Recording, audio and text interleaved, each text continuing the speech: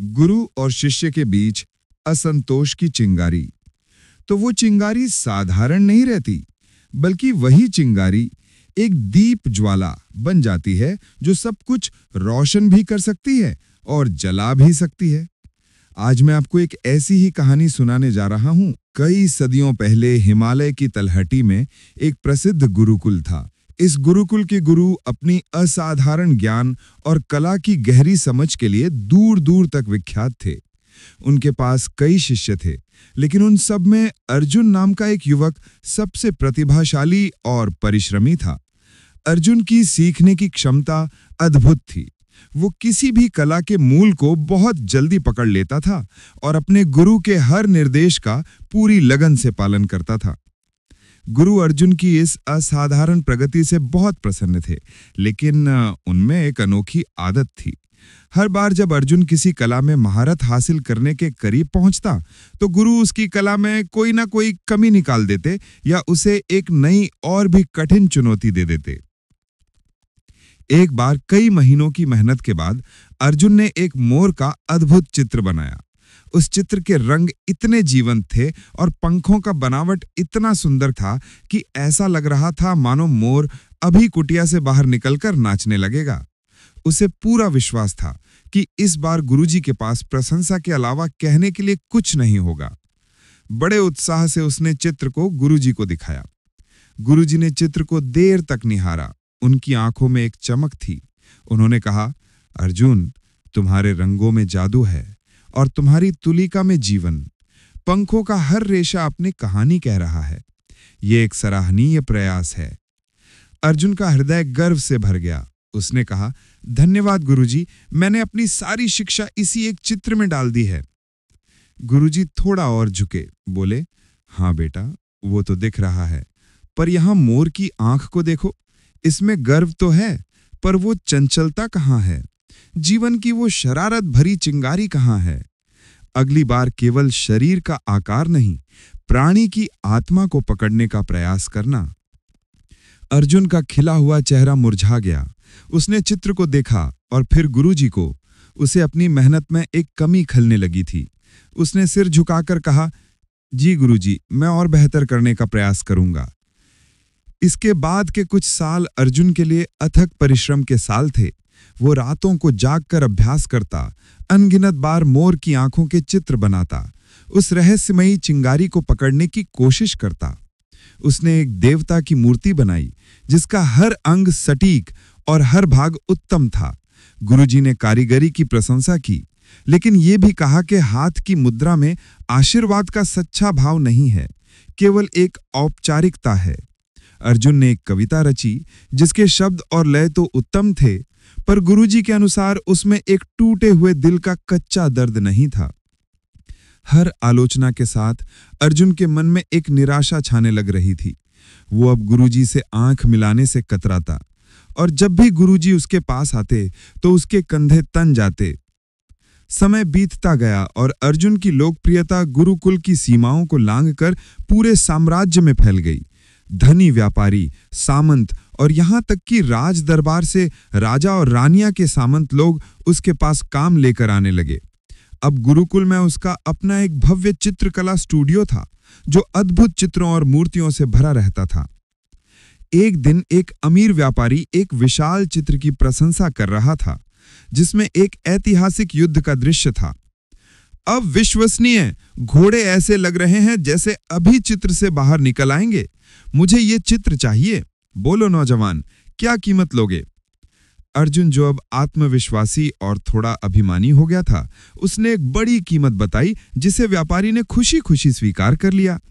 जैसे ही व्यापारी गया, गुरुजी स्टूडियो में दाखिल हुए। गुरुजी उस युद्ध चित्र को बहुत देर तक देखा। युद्ध का दृश्य बहुत अच्छी तरह दर्शाया गया है। सैनिकों की आंखों में भय स्पष्ट है।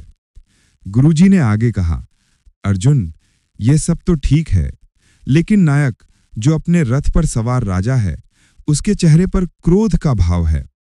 ऐसे क्षण में एक सच्चे नायक के चेहरे पर क्रोध नहीं, बल्कि दृढ़ संकल्प होता है। ये भाव उसे कमजोर दिखा रहा है। ये अर्जुन के लिए सहनशीलता की अंतिम सीमा थी। वो अपने गुरु की ओर मुड़ा। उसकी आवाज में वर्षों से दबा हुआ असंतोष था। गुरुजी, पूरे सम्मान के साथ कहना चाहता हूं कि आप युद्ध में एक राजा के भावों के बारे में क्या जानेंगे? आप तो एक सन्यासी हैं। मेरे संरक्षक, जिनमें स्वयं महाराज भी शामिल हैं, उन्होंने इस कृति की भूरी भूरी प्रशंसा की है। उन्हें इसमें कोई कमी नहीं दिखी। मेरा मानना है कि मेरी कला अब उत्तम है और मुझे अब आपके सुझावों की कोई आवश्यकता नहीं है। गुरुजी की शांत मुस्कान में कोई बदलाव नहीं आया। उन्होंने बस सिर हिलाया। मैं समझा, शिष्य गुरु से आगे निकल गया है। ऐसा ही होना चाहिए। तो अब मैं अपने सुझावों से तुम्हें और परेशान नहीं करूंगा। गुरुजी मुड़े और चले गए। अर्जुन अपने भव्य स्टूडियो में अकेला खड़ा रहा। उसके चेहरे पर एक विद्रोही विजय का भाव था। 1 साल बाद अर्जुन का स्टूडियो अभी भी भव्य था, लेकिन अब उसमें वो जीवंत ऊर्जा और जुनून नहीं था। स्टूडियो में कुछ तैयार चित्र धूल भरी चादर ओढ़े दीवारों के सहारे टिके थे। अर्जुन एक नए अधूरे चित्र के सामने खड़ा था। उसका ब्रश अनिश्चित रूप से हवा में लटक रहा था। उसकी क्रिएटिविटी कला की लौ मंद पड़ गई थी। तभी उसका एक पुराना सहपाठी रोहन वहां आया। अर्जुन, मैंने सुना है कि राज दरबार ने महारानी के चित्र के लिए एक नए कलाकार को नियुक्त किया है। मुझे तो यकीन था कि यह काम तुम्हें ही मिलेगा। अर्जुन ने अपनी निराशा छिपाते हुए बोला, वो नया कलाकार सस्ता होगा। दरबार पैसे बचाने की कोशिश कर रहा है। रोहन ने हिचकिचाते हुए कहा, कुछ लोग कहते हैं कि उसके काम में एक ताजगी है, एक नया जुनून है। वो कहते हैं कि तुम्हारा काम तकनीकी रूप से उत्तम होते हुए भी अब एक जैसा लगने लगा है। रोहन के शब्द अर्जुन को तीर की तरह चुभे। उसके जाने के बाद अर्जुन ने अपने काम को देखा और बहुत समय बाद उसने उसे एक आलोचक की नजरों से देखा। यह उत्तम था, हाँ, लेकिन यह निर्जीव भी था। आत्मा गायब थी। उस शाम अर्जुन भारी मन से गुरुजी की साधारण कुटिया की ओर बढ़ा। गुरुजी बाहर बैठे शांति से मिट्टी का एक छोटा दिया बना रहे थे। अर्जुन को देखकर उन्होंने सिर उठाया। उनकी आंखों में वही कोमल ज्ञान था। गुरुजी, अर्जुन बस इतना ही कह सका। वो घुटनों के बल गिर पड़ा। उसके कंधे शर्म और भ्रम से कांप रहे थे। मुझे पता था तुम आओगे अर्जुन।